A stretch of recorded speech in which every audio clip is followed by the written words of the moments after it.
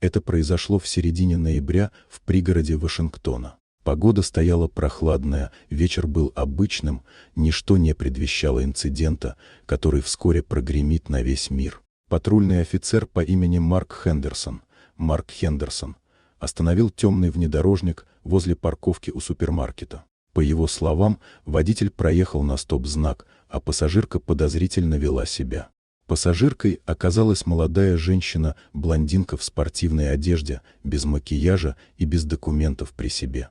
Вызвав подозрение отсутствием удостоверения личности, она отказалась выходить из машины, настаивая, что вызовет адвоката. Это, по словам очевидцев, только разозлило офицера. Он вытащил ее силой, прижал к земле и несколько раз ударил локтем по спине, прежде чем заковать в наручники. Все происходящее было зафиксировано на камеру наблюдения, установленную на фасаде магазина.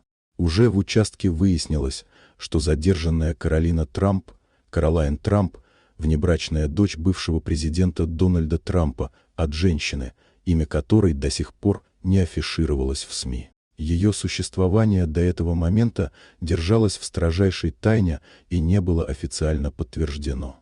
Однако самое неожиданное случилось спустя несколько часов. Дональд Трамп, узнав о произошедшем, немедленно вылетел в Вашингтон на частном самолете. Уже на следующее утро он лично прибыл в полицейское управление. Там он не только публично потребовал немедленного увольнения офицера Хендерсона, но и обвинил действующую администрацию США в провале контроля за правоохранительной системой. Однако этим все не закончилось. Через 2 дня Трамп провел внеочередную пресс-конференцию, на которой впервые официально признал Каролину своей дочерью. Он заявил, что больше не собирается скрывать ее, и пообещал, что этот инцидент станет поворотной точкой в его борьбе с системными злоупотреблениями власти. Мировые СМИ бурно отреагировали.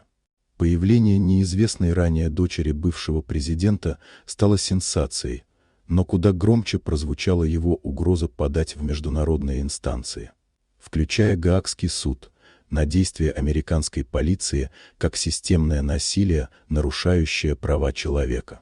Президент США Джо Байден в срочном порядке выступил с заявлением, отметив, что ни один человек, кем бы он ни был, не должен становиться жертвой полицейской жестокости и что начато федеральное расследование.